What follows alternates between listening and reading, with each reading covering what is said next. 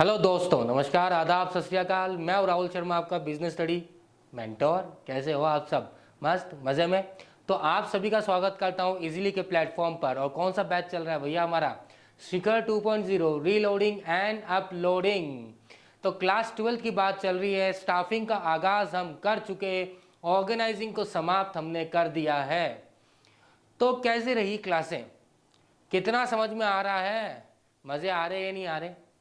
Clarity मिल रही नहीं मिल रही? थॉट प्रोसेस इंप्रूव हो रहा है नहीं हो रहा? कंसेप्ट समझ में आएगा तो मजा आएगा नहीं आएगा? आएगा। तो स्टाफिंग की हमने आगाज कर दिया और स्टाफिंग के लिए हमने बोल दिया था भैया, कोई भी ऑर्गेनाइजेशन हो, कितना ही पैसा अगले के पास हो, कितनी अच्छी मशीनरी अगले के पास हो, पर अगर बंदे अच्छे नहीं हैं, तो फिर कोई मतलब का नहीं होता, कोई लेना देना नहीं है। पैसा भी बर्बाद जाएगा और रिसोर्सेस और कंपनी का नाम सब बर्बाद हो जाएगा। तो जैसे कैरी मिनाटी देखते हो ना, क्या बोलता है? पैसा बर्बाद, बर्बाद पैसा। तो वैसा ही पैसा आपका बर्बाद हो जाएगा। पर क्योंकि हमें स्टाफिंग करनी है, अच्छी वाली करनी है, तो स्टाफिंग का मतलब समझ तो चुके। आज हम पढ़ेंगे थोड़ा सा इसका प्रोसेस, स्टाफिंग का प्रोसेस हमसे क्या कहना चाहता है, थोड़ी उस बारे में चर्चा कर लेते हैं।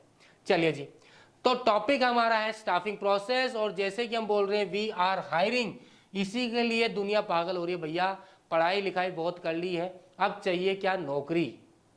नौकरी मिल जाए। कई लोग आप इंटरव्यू देखते होंगे, कई लोग देखते हो कि भाई पढ़ बहुत लिया पर क्या नहीं हो रहा, नौकरी नहीं मिल रही।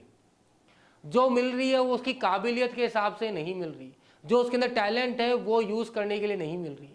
ठीक है, पर दिन सब सही होंगे, सब बढ़िया होगा। हार नहीं माननी। शुरुआत चाहे छोटी हो, चाहे रुक के हो, पर आगाज ऐसा होना चाहिए। और हमारा जो बोलते हैं ना भैया, बिगुल ऐसा बजाए कि फिर पूरी दुनिया को पता लग जाएगा कि भैया ये जो बंदा है वो टैलेंटेड है। थोड़ी सी शुरुआत कर लो, पर अंत ऐसा करो कि शानदार मजा आ जाए, है ना? चलिए जी, तो स्टाफिंग प्रोसेस की बात करते हैं। सबसे पहले हमें देखने को मिलता है एक ये फोटो, यहां पे देखने को मिलती है भैया, ये ऑफिस है, बढ़िया सा बड़ा सारा ऑफिस है, पर कुछ खाली सीटें हैं बहुत ज्यादा, और कुछ ही लोग दिख रहे हैं यहाँ पे ऑफिस के अंदर। यहाँ कुछ है, ये कुछ है, बाकी सीटें हैं खाली। मतलब अब इसको समझने के लिए इस तरह समझते हैं कि हमने क्या किया होगा। खुश तो दिख रहे हैं दो चार, पर काम का लोड ज्यादा है।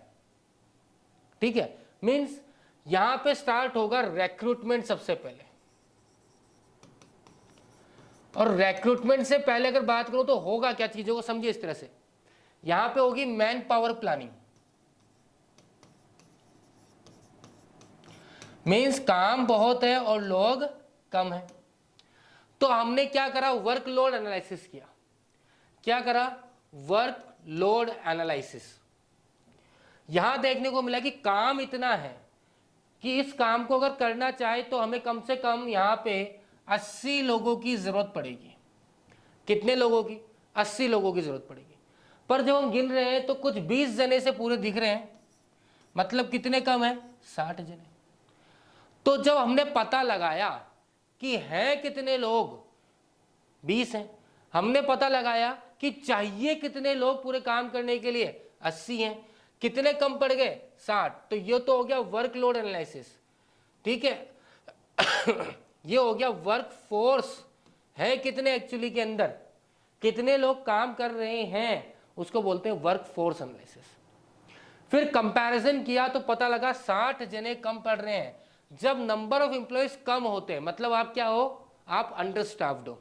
अंडर स्टाफ का मतलब कि जितने लोग चाहिए उतने लोग नहीं हैं। कई बार होता है ना, अरे यार एक दो जने और होते हैं ना तो काम हो जाता है, ये कम रह गए लोग इसलिए काम नहीं हो पाया, एक को दूसरा काम भी देना पड़ा, वो मुश्किल में पड़ गया, वो वाला काम भी संभाल रहा था, वो वाला काम भी संभाल रहा था, नहीं हो पाया।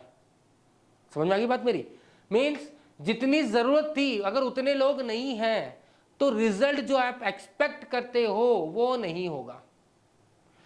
जिंदगी में सुनने को मिलता है ना यार, कभी एहसास करते हो ना कि यार अरे यार 2-3 जने कम रह गए, नहीं तो पक्का बता रहा हूं कर लेता हूं काम। यार 2 जने कम रह गए, अगर वो होता तो वो कर लेते। मीन्स जितनी जरूरत थी उस काम को कंप्लीट करने के लिए उतने लोग नहीं थे, अगर होते तो हो जाता। तो ये पिक्चर जो है यही बता रहा है भैया, इसने क्या कर दिया इस पिक्चर को देख के कि चाहिए 80 है 20, 60 ही है, मतलब 60 कम पड़ गए तो क्या करना पड़ेगा, रिक्रूटमेंट चालू करना पड़ेगा, मतलब लोगों को ढूंढना पड़ेगा, अट्रैक्ट करना पड़ेगा, कंपनी की तरफ लाना पड़ेगा। पहले लोग अप्लाई करेंगे, फिर उसके बाद हम उनमें सिलेक्शन करेंगे जो बेस्ट है कंपनी के लिए। चलिए जी, तो पहला आता है स्टेप्स, क्या क्या इन्वॉल्व है बेटा स्टाफिंग प्रोसेस में। सबसे पहला एस्टिमेटिंग मैन पावर रिक्वायरमेंट, जो मैंने अभी आपको बताया। तो इसमें क्या क्या आ गया, workload analysis, work force analysis, ठीक है, और साथ ही साथ जब क्या करेंगे इनको कंपैरिजन, कंपैरिजन करेंगे तो 2 चीज निकल के आएगी। क्या निकल के आएगी, 3 भी निकल सकती है, 2 तो क्या हो गया, अंडर स्टाफ्ड है या ओवर स्टाफ्ड है, मतलब जितने लोग चाहिए उतने नहीं है, या जितने लोग चाहिए उससे ज्यादा है तो अंडर स्टाफ ओवर स्टाफ, या फिर जितने चाहिए उतने ही हैं। जैसे ही इन कंपैरिजन करते हैं और अंडर स्टाफ निकल जाता है, कम लोग दिख रहे हैं, तो आप स्टार्ट करते हो प्रोसेस रिक्रूटमेंट का। किसका प्रोसेस चालू कर दोगे, रिक्रूटमेंट। रिक्रूटमेंट बोले तो लोगों को खींच के लाना, ठीक है, उनको इंड्यूस करना, उनको मतलब अट्रैक्ट करना कंपनी की तरफ कि अच्छे से अच्छे एम्प्लॉय हमारे पास आ जाए। जब लोगों की एप्लीकेशन आ जाएगी भैया हम चाहते हैं इस कंपनी में अप्लाई करना, फिर क्या करोगे, उनमें से छाटोगे। क्या करोगे, छाटोगे, अच्छा नहीं है, हट ये बेकार, हाँ ये ठीक है इसको रख ले, हाँ ठीक है। किस में देखा, स्पेशल 26 में देखा, देखा स्पेशल 26 में। सर ये स्पेशल 26 में कब हुआ, अरे यार अनुपम खेर क्या करते हैं लास्ट में, जब वो चल जाते हैं वहाँ पे जो उनका गोडाउन होता है जहाँ गोल्ड बनता है, जहाँ तो वही चल जाता है, अनुपम कहता है हाँ ये भी रख लो, हाँ ये भी रख लो, हाँ ये भी रख लो, नहीं इसको निकालो बाहर, इसको निकालो बाहर। मीन्स क्या कर रहे हो, सिलेक्शन कर रहे हो। इतना ऑप्शन है कि आप कौन सा रखे कौन सा नहीं रखे, बेस्ट चाहिए अपने को। नेक्स्ट है प्लेसमेंट एंड ओरिएंटेशन। अब जब सेलेक्ट कर लिया तो क्या करने के लिए, पूजा आरती करने के लिए थोड़ी रखा है, क्या करने के लिए, काम करने के लिए। तो जिस पोजीशन के लिए उसको सेलेक्ट किया गया वहां पे उसको पहुंचाइए, वहां बैठाइए और फिर आसपास के लोगों से मुलाकात करवाइए। ट्रेनिंग एंड डेवलपमेंट जरूरी है, जिस काम के लिए उसके लिए ट्रेन करो, आगे फ्यूचर के लिए डेवलपमेंट करना जरूरी है, future growth career growth point of view बात करना जरूरी है। तो यहां बात आती है सबसे पहले एस्टिमेटिंग मैन पावर रिक्वायरमेंट, एक एक को डिटेल में पढ़ेंगे। तो एस्टिमेटिंग मैन पावर रिक्वायरमेंट अपने से क्या कहता है भाई, कोई भी कंपनी हो सबसे पहला प्रोसेस ही क्या होता है, ये देखना कि मैन पावर कितना है। बिजनेस में जब बात करते हैं तो नंबर ऑफ एम्प्लॉयज कितने रिक्वायर्ड है, साथ ही साथ नंबर ऑफ एम्प्लॉयज के बाद जॉब एनालिसिस भी होती है। जॉब एनालिसिस बोले तो भाई कितने लोग चाहिए, पहले तो ये हो गया, ठीक है। अब किस प्रकार के लोग चाहिए, मान लीजिए आप एक बिजनेस स्टार्ट कर रहे हैं, जैसे टीचिंग वाला बिजनेस है, तो यहाँ पे आपको फैकल्टीज कितनी चाहिए, अच्छा एक बिजनेस स्टडीज की फैकल्टी चाहिए, एक अकाउंटेंसी की फैकल्टी चाहिए, एक इकोनॉमिक्स की फैकल्टी चाहिए, एक एंटरप्रेन्योरशिप की चाहिए, एक मैथमेटिक्स की चाहिए, फिर साइंस में आ गए तो फिजिक्स की चाहिए, केमिस्ट्री की चाहिए, बायोलॉजी की चाहिए। तो ये नंबर ऑफ एम्प्लॉइज। साथ ही साथ फिर यार एक स्वीपर चाहिए सफाई करने वाला, एक पियोन भैया चाहिए, एक ऑफिस बॉय चाहिए, ठीक है, एक HR मैम चाहिए, एक ना एडिटिंग टीम चाहिए। तो ये आपने निकाल दिया इतने सारे काम। अब इसके लिए कितने लोग, फिर उन लोगों की वर्क पोजीशन क्या होगी, वो लोग कितने एक्सपीरियंस्ड होने चाहिए, उनकी क्वालिफिकेशन क्या होगी, वो हो गया जॉब एनालिसिस। तो यहां पे हुआ क्या बेटा, सबसे पहले एस्टिमेटिंग मैन पावर रिक्वायरमेंट के लिए सबसे पहले आपने क्या किया, वर्कलोड एनालिसिस किया। वर्कलोड एनालिसिस क्या कहना चाहता है अपने आप में कि भैया काम कितना है और उस काम को कंप्लीट करने के लिए कितने लोग लगेंगे, कितने लोग चाहिए उस काम को कंप्लीट करने के लिए, दैट इज वर्कलोड एनालिसिस। और एक्चुअल में कितने प्रेजेंट है वर्कफोर्स। अब देखिए समझिए, अगर नया ही बिजनेस है, स्टार्ट ही कर रहे हो बिजनेस को, तो सारा ही वर्कलोड है, वर्कफोर्स तो है ही नहीं आपके पास उस समय, पर एग्जिस्टिंग है और आप एक्सपेंड करना चाहते हो बिजनेस को, नया कुछ करना चाहते हो, या बाद में आप बिजनेस में कुछ चेंजेस करना चाहते हो, सडनली आप देखते हो कि यार बहुत ज़्यादा काम जो है घिचपिच हो रहा है, तो फिर आप करते हो भैया कितने लोग होने चाहिए, कितने हैं। कंपैरिजन करोगे, जैसे कंपैरिजन क्या पता लग गया, ओवर स्टाफ्ड हो, अंडर स्टाफ्ड हो या बैलेंस्ड हो। तो अगर ओवर स्टाफ्ड है तो फिर क्या करोगे, सरप्लस है। अब देखिए सीधी सी गणित बताऊं, जहां पे जिनकी जरूरत नहीं है अगर वो है तो फिर क्या करेंगे, फालतू की पंचायती करेंगे। क्या करेंगे, पंचायती, थारी मारी करेंगे। सिंपल शब्दों में राजस्थानी बोलते हैं थारी मारी करा लियो। ऐसे तो थारी मारी मतलब ओ यहाँ कर रहे हैं यार, ये को देख, वो काम को नहीं करे ढंग से, वो भी बेकार है, और बुआ जी को जाने तू, वो यहाँ करे बुआ जी आजकल, वो काम को नहीं करे बंदो, कोई काम को नहीं, काम वो नहीं कर रहा, पर दूसरों में क्या निकालेगा, मीन निकालेगा।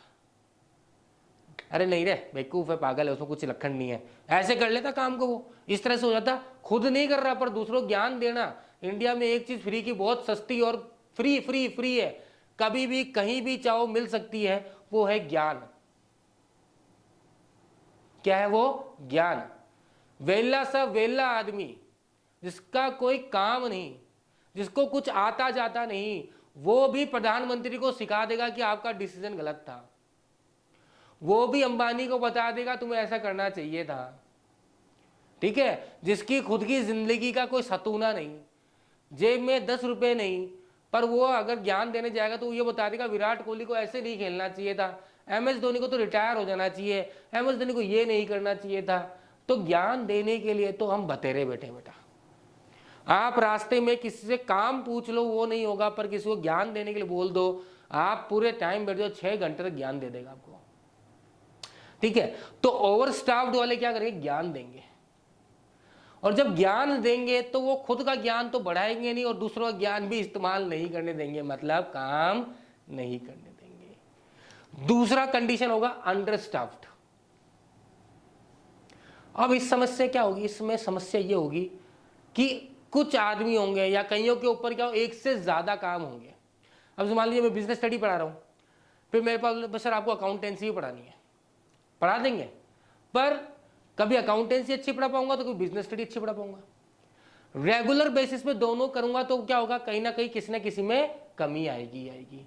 मेरी एफिशिएंसी उतनी रहेगी जितनी एक सब्जेक्ट पे पर्टिकुलर बेसिस पे रहेगी, तो एफिशिएंसी क्या हो जाएगी, डिक्रीज हुई। प्रोडक्टिविटी क्या हो जाएगी, डिक्रीज हो जाएगी। ऐसे टन टन टन टन करके नीचे चला जाएगा। समझ में आ गई बात। तो बैलेंस्ड होना ज्यादा बेटर है। नेक्स्ट, तो जैसे ही पता लगा भैया अंडरस्टाफ्ड है, 60 लोग चाहिए थे, 40 ही है, 20 कम है, तो आप रिक्रूटमेंट चालू कर दोगे। It refers to process of inducing the people to apply for the job in the organisation. हम जो भी पोस्ट खाली है, चाहे मैनेजर की है, सीनियर मैनेजर की है, किसी फैकल्टी की है, किसी एडटेक मतलब मान लीजिए किसी IT इंजीनियर की है, किसी एडिटिंग स्टाफ की है, किसी के भी। और देखो स्टाफिंग प्रोसेस ना कंटिन्यूस बेसिस पे चलता है बेटा, क्योंकि कोई भी कंपनी ऐसे नहीं बोल सकते भाई हमारे यहाँ तो छोड़ के नहीं जाते। सरकारी नौकरी बोल सकते हो कि वहाँ छोड़ के नहीं जाते, वहाँ नया डिपार्टमेंट में फिर इस लोगों को काम स्टाफिंग दे देता है। ठीक है, बाकी कोई भी कंपनी नहीं है या कोई भी ऐसी जगह नहीं हो सकती जहाँ पे लोग छोड़ के नहीं जाते, आगे करियर ग्रोथ के पॉइंट ऑफ व्यू जाते हैं या फिर कहीं और शिफ्ट हो गए, तो हमेशा वैकेंसीज चलती ही रहती है। तो और दूसरा रिक्रूटमेंट काम ही क्या है, इंड्यूस करना पीपल को, अट्रैक्ट करना कि वो कंपनी की तरफ खींचा आए, क्या हो जाए, खींच के चला आ जाए कि भैया मुझे इस कंपनी में काम करना है और अच्छा काम करना है, क्योंकि कंपनी में क्या मिलेगा, मुझे ग्रोथ मिलेगा, करियर ग्रोथ मिलेगा, मुझे अच्छी सैलरी मिलेगी, मुझे सुकून मिलेगा, शांति मिलेगी, सब XYZ। जैसे कि TCS के लिए बोलते हैं, टाटा कंसल्टेंसी सर्विस, TCS बोलते हैं भैया एक प्राइवेट नौकरी है, तो प्राइवेट पर फीलिंग सरकारी जैसी आती है ना, कि अगर आप मतलब वहाँ निकालते नहीं है यार, वहाँ निकालते नहीं है, मतलब आप ढीठ पड़े वो उतर जाओ तब जाके बात है, बाकी आपको निकाला जाता नहीं है वहाँ से। TCS से गवर्नमेंट एम्प्लॉय की तरह ट्रीटमेंट होता है पूरा वहाँ पे। तो उस कंपनी में जो वैकेंसी लोग पागल हो जाते हैं भैया, जाना जाना जाना जाना वहाँ पे, क्योंकि वहाँ पे काम उतना भी नहीं है, वर्कलोड भी नहीं होता, और आपको उतने प्यार से, आराम से, तसल्ली से रहने का पूरा मौका मिलता है। मतलब वर्क एंड जो बोलते हैं ना वर्क लाइफ बैलेंस, वो प्रॉपर होता है वहाँ पे। Next, filling the internally. भैया अब वैकेंसी फिल करनी है, पोस्ट जो 20 लोग या 10 लोग 5 लोग जो भी हमें चाहिए वैकेंट पोजीशन, उनको फिल करना है। अब उनको फिल करने के क्या तरीके हैं, या तो इंटरनली फिल करोगे, इंटरनली मतलब विद इन द ऑर्गेनाइजेशन, और विद इन द ऑर्गेनाइजेशन कैसे फिल हो सकता है, या तो आप ट्रांसफर करोगे या फिर प्रमोशन करोगे। ट्रांसफर की जब बात बोलता है इसका मतलब क्या हुआ कि एक डिपार्टमेंट से दूसरे डिपार्टमेंट, एक ब्रांच से दूसरे ब्रांच में भेज दिया, दैट इज ट्रांसफर। प्रमोशन का मतलब क्या हुआ, हायर पोस्ट मिल गया, ठीक है, मैनेजर बन गया, सीनियर मैनेजर बन गया, ठीक है, इस तरह से, क्लियर, टीम लीडर बन गया, तो promotion. is very economical and fast, but generally organization has to fulfill its requirement from outside the organization. तो वैसे तो इंटरनली जब फिल करते हैं ना हम अंदर के अंदर ही, किसी बाहर की कोई रिक्वायरमेंट नहीं है, तब तो बड़ा इजीली हो जाता है और इंटरनली और इकोनॉमिकली होता है, सस्ता, ठीक है। पर हर पोजीशन इंटरनली फिल हो जाए जरूरी नहीं है, तो कहीं ना कहीं कंपनीज को आउटसाइड मूव करना पड़ता है। अब आउटसाइड मूव करते हैं तो कंपनी के पास बहुत सारे ऑप्शन है, प्लेसमेंट एजेंसी है, कैंपस रिक्रूटमेंट है, एक कैजुअल कॉलर सुनने को मिलेगा अपने को, ठीक है, तो कंसल्टेंसीज होते हैं, तो ये सब है जहाँ पे कंपनी जाके क्या कर सकती है, अपना एक्सटर्नल रिक्रूट, बाहर के लोगों को रिक्रूट कर सकती है। बेसिकली कई बार लोग कंपनी एडवर्टाइजमेंट के यूज प्रेफर करती है, कई बार आप देखते हो न्यूज़पेपर में कि इस कंपनी में फलाना फलाना कंपनी के अंदर फलाना फलाना वैकेंसी निकली हुई है, इतने लोग अप्लाई कर सकते हैं, क्वालिफिकेशन ये होनी चाहिए वगैरह वगैरह। सोशल मीडियाज़ पे देखने को मिलता है आजकल, लिंक्डइन हो गया, वहाँ पे देखने को मिल जाता है, कंपनीज अपने पोस्ट डाल देती है, भाई इस पोजीशन के लिए वैकेंसीज है, कोई अगर चाहता है तो अप्लाई कर सकता है, इतनी तारीख तक वो अप्लाई कर दे, फिर उनके चीज़ होती है, तो रिक्रूटमेंट प्रोसेस, ठीक है। तो recruiting people from outside the organisation, contact various placement consultants, employment exchange, contractors, but the most common जो टैलेंट है वो एडवर्टाइजमेंट के थ्रू इन लोग क्रिएट करते हैं।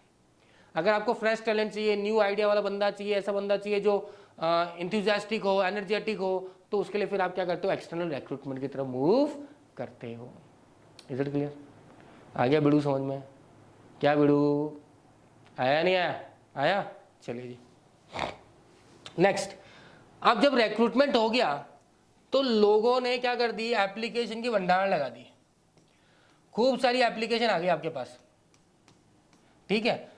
अब मान लीजिए एप्लीकेशन आ गई आपके पास 1000, आपको चाहिए 20 बंदे, आपको चाहिए 20 बंदे, एप्लीकेशन 1000, तो सभी को थोड़ी रख लोगे, अब इनमें से छटनी करोगे, जो बेस्ट है कंपनी के लिए, जो कंपनी को फायदा पहुंचाएगा, उसको आप क्या करोगे, सेलेक्ट करोगे। तो basically it refers to choosing the most suitable candidate to fill the vacant job position. This selection is done through the process which involve the test and interviews. इसको जब मैं पढ़ा रहा हूं तो मुझे एक याद आ गई सडनली एक चीज, बीच में ये चले थे स्वयंवर वाले, राखी का स्वयंवर, राहुल का स्वयंवर, अरे मैं राहुल नहीं, वो राहुल महाजन वाले, महाजन ही थे, जो भी थे, उनका स्वयंवर हुआ था। तो रिक्रूटमेंट क्या थी, रिक्रूटमेंट थी दूल्हा चाहिए, अगर राखी के स्वयंवर की बात करूं तो मतलब यहां वर्कलोड एनालिसिस किया गया, तो एक जीवन साथी चाहिए, है नहीं, तो रिक्रूटमेंट प्रोसेस चालू कर दो। रिक्रूटमेंट प्रोसेस चालू कैसे हुआ, हमने रखा एप्लीकेशन फॉर्म ओपन किए, हाँ भैया जो राखी सावंत से शादी करना चाहता है सभी अपनी डिटेल भर दीजिए, ठीक है। जब डिटेल भर दी तो उसके बाद हुआ सिलेक्शन, सिलेक्शन में बहुत सारे टेस्ट होंगे, है ना, भाई आप उनके साथ डेट पे गए, आप ये करे वो करे, बहुत ही वाहियात शो था, बहुत ही घटिया था, पर दुनिया देख रही थी।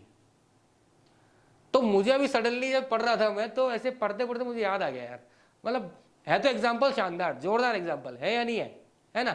सो दैट्स वाई कहीं ना कहीं सिलेक्शन को नेगेटिव प्रोसेस भी कहते हैं।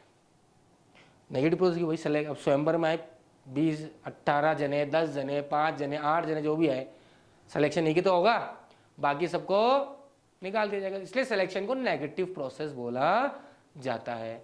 मेन ऑब्जेक्टिव क्या सिलेक्शन का बेटा, to select the best among the available, match कर रहा है स्वयंवर से एकदम पूरा, समझ में आ रहा है, ठीक है। To make selected candidate realise that how seriously things are done in the organisation, और जो सेलेक्टेड कैंडिडेट उनको ये बताना है कि भैया ऑर्गेनाइजेशन में कितना सीरियसली काम किया जाता है, टाइम पास वाला काम नहीं होता। अगर आप सोच रहे हो यहाँ पे आओगे मस्ती करोगे और घूम के चल जाओगे, नहीं, ऐसा नहीं है, जो रिस्पॉन्सिबिलिटीज उसे फुलफिल करना जरूरी है। नेक्स्ट, अब आ गया प्लेसमेंट एंड ओरिएंटेशन। अब जिस चीज के लिए, जिस पोजीशन के लिए उसको सेलेक्ट किया गया वो काम करवा दीजिए। वहां स्वयंवर हो गया, शादी के लिए क्या था, भैया ये पसंद है, सारे गुण मिल मिला के चलो शादी कर लो, फेरे करा दो। तो सेम वेज अगर आपने मैनेजर के लिए पोस्ट खाली थी, मैनेजर के लिए आपने बंदा सेलेक्ट किया है, टीम लीडर के लिए सेलेक्ट किया है, फ्रेशर्स के लिए सेलेक्ट किया है, जिस भी डिपार्टमेंट जिस भी पोस्ट के लिए सेलेक्ट किया है, तो अब उसको वहां पे बैठा देना है। That means placement refers to occupying the post by the candidate for which he is been selected. तो वो पोस्ट ऑक्यूपाई कर लेना, वो सीट, वो पोजीशन ऑक्यूपाई कर लेना जिस पोजीशन के लिए उसको हायर किया गया है। Orientation refers to introduction of a new employees to the existing. अब ये तो हो गया प्लेसमेंट। अब ओरिएंटेशन क्या है? ओरिएंटेशन का मतलब देखो, मैंने बोलता ना शादी ब्याह बड़ा ही वो सिस्टम रहता है। अब आप नई जगह गए हो, नई कंपनी में गए हो, तो वहाँ के लोगों से आपकी मुलाकात कराई जाएगी ना। अगर मान लीजिए आप अभी फ्रेशर हो तो आपको सर आपका टीम लीडर ये है, आपका मैनेजर ये है, आपकी कंपनी के CEO ये हैं, HR ये है, आपकी टीम इनके साथ मिलकर काम करना, दैट इज ओरिएंटेशन।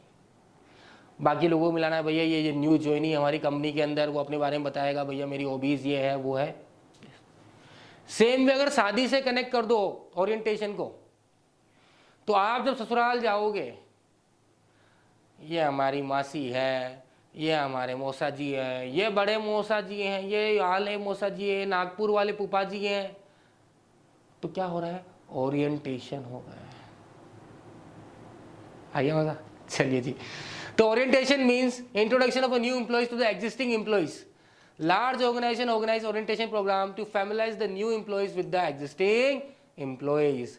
तो जो नया आया है घर के अंदर सदस्य, उसको बाकी सदस्यों से मिलाया जाता है, उसे क्या कहते हैं? ओरिएंटेशन कहते हैं। क्लियर है? अब गणित समझ में आ गई? ठीक है, अपनी जिंदगी में देखो यही चीज होती है। Next, training and development. अब घर तो आ गए, चाहे बहू आ गई या आप ससुराल, ट्रेनिंग तो देनी पड़ेगी ना उनको कि हमारे घर में क्या चलता है, कैसे काम किया जाता है, सुबह जल्दी उठना पड़ता है, आगे आपको ये करना है, आगे पे वह करना है, ये जिंदगी का उसूल है चलेगा। तो सेम वे जो आदमी, जो एम्प्लॉय, जो पर्सन आपने सेलेक्ट किया, उसको ट्रेनिंग देनी पड़ेगी, भैया हमारी कंपनी में ऐसा काम होता है, आपको इस तरह काम करना पड़ेगा, फ्यूचर में ग्रोथ करने के लिए आपको आगे स्किल्स सिखाए जाएंगे, ठीक है, डेवलपमेंट के नाम पर। आगे समझ में? तो वही चीज से कनेक्ट कर लो, बड़ा इजी, समझ में आया नहीं है? सही वक्त पे याद आ गया मेरे को, ये वाला है ना। भाई बोलते हैं पढ़ाते पढ़ाते ही चीज़ें याद जाती है, तो यही होता है। मतलब आप आ गए, चलो यार क्लास लेंगे, तब कुछ सडनली क्लिक कर जाएगा, सडनली अभी क्लिक कर दिया, वो राखी का स्वयंवर और सारी चीज़ उससे ऑटोमेटिकली क्या हो गई? कनेक्ट हो गई। ठीक है। To improve the competence of the employees and to motivate them, it is necessary to provide training and development opportunities. ठीक है, उनको मोटिवेट करने के लिए, उनकी कॉम्पिटेंसी इंक्रीज करने के लिए, प्रोत्साहित करने के लिए उनको क्या जरूरी बेटा? ट्रेनिंग देना जरूरी है, उनके स्किल्स को इंप्रूव करना जरूरी है। ऑर्गेनाइजेशन में है इन हाउस ट्रेनिंग सेंटर्स, कई बार ऑर्गेनाइजेशन खुद के इन हाउस ट्रेनिंग सेंटर्स होते हैं, बड़ी बड़ी कंपनीज में इन हाउस होते हैं। कई बार लोग जो होते हैं बाहर से आउटसोर्स भी करते हैं कि आप आके या हमारे बंदे वहाँ आ जाएंगे, आप उनको ट्रेन कीजिए with some institution to provide training to their employees, या फिर वो किसी और इंस्टीट्यूट से टाई अप कर लेते हैं। By offering the opportunity of career advancement to their employees, organization can improve their effectiveness and efficiency. भाई आप उनको वो चीज़ नहीं सिखाओगे, क्यों सिखा रहे हो भैया, हमें क्या फर्क पड़ेगा? भैया ये फायदा तुम्हारे लिए ही है, तुम्हें ही फायदा मिलेगा, आगे जाके तुम्हारी करियर ग्रोथ है, तुम अच्छी पोस्ट पे जाओगे, तुम्हारा प्रमोशन होगा, अच्छी सैलरी मिलेगी, स्टेटस मिलेगा, रिस्पॉन्सिबिलिटीज मिलेगी, सैलरी मिलेगा, तो अगला बंदा इफेक्टिव होगा नहीं होगा, एफिशिएंट होगा नहीं होगा, प्रोडक्टिव होगा नहीं होगा, होगा, तो बस बात बैठ जाएगी, मजा आ जाएगा। क्लियर है? आगे बात समझ में? तो भैया राखी के स्वयंवर से या अपने घर में जो शादी होती है उससे कनेक्ट कर दो, सिलेक्शन प्रोसेस, ये जो स्टाफिंग प्रोसेस है पूरा समझ में आ जाएगा। और नहीं आए तो मुझे बताना, एक बढ़िया से वीडियो बना दूंगा आपके लिए मैं, जहाँ पे स्टाफिंग प्रोसेस को शादी वाली वीडियो से कनेक्ट करके समझा दूंगा कि भैया अब शादी करनी है, मतलब क्या चाहिए? दूल्हा चाहिए, दुल्हन चाहिए, मतलब work force that is man power planning हो चुकी है। अब रिक्रूटमेंट किया जाएगा, एक सुशील कन्या, एक सुंदर सा लड़का, ये जिसके पास इतनी सैलरी हो, ये कमरती हो, करती हो, ऐसा लड़की लड़का चाहिए, that is recruitment. Internally recruitment, अपने आसपास के परिवार के लोगों में कोई जान पहचान में कोई लड़की देखी हुई वो, एक्सटर्नल नहीं मिल रही तो पेपर में छाप दो, मैट्रिमोनी में चल जाओ। ठीक है। उसके बाद सिलेक्शन, जितनी एप्लीकेशन आई है उसमें से जो आपके फुलफिल नहीं होता, मान लीजिए आपने लिख दिया भैया 5.6 हाइट होनी चाहिए, नहीं है उनको हटा दीजिए, MBA करे वाला बंदा नहीं होना चाहिए, उसको हटा दीजिए, ये जो कंप्यूटर साइंस करे वाले बंदे होने चाहिए, ये नहीं चाहिए, इनको हटा दीजिए, तो क्या हो गया? स्क्रीनिंग हो गई, हटा दी। फिर टेस्ट, भाई कंपिटेंसी कैसी है, एक दूसरे के विचार कितने मिलते हैं, अंडरस्टैंडिंग कितनी है, फिर उन सब से करके जो 2-3 में से बेस्ट निकला अच्छा सिलेक्शन कर दो। सिलेक्शन मतलब प्लेसमेंट करना। प्लेसमेंट कैसे करो भैया, फेरे करा दो, हो गया प्लेसमेंट। लड़के को लड़की मिल गई, लड़के को लड़का मिल गया, हो गया प्लेसमेंट। ठीक है, फिर ओरिएंटेशन क्या हुआ, ओरिएंटेशन ये हुआ कि आपने घर वालों से एक दूसरे को मिला दिया, दैट इज ओरिएंटेशन। ठीक है भाई, जब आप पहली बार में ससुराल जाओगे तो मिलना होगा, जब वो आपके घर आएगी लड़की तो वहाँ पे भी ओरिएंटेशन होगा। ये ध्यान रखो, ये तुम्हारी बड़ी सास है, ये दादेर सास है, ये तुम्हारे फूफा जी हैं, ये तुम्हारे ताऊ जी हैं, पेड़ लगो, पाव लागो, ये करो वो करो एंड 10। तो प्लेसमेंट भी ओरिएंटेशन हो गया। फिर आपके घर के तौर तरीके सिखाए जाते हैं, it means training and development भी हो गया। तो कैसी रही ये सेशन जरूर कमेंट करके बताइएगा। मस्त रहा, आ गया समझ में? तो सेम इस तरह से डिसमिस। तो till then take care, bye bye.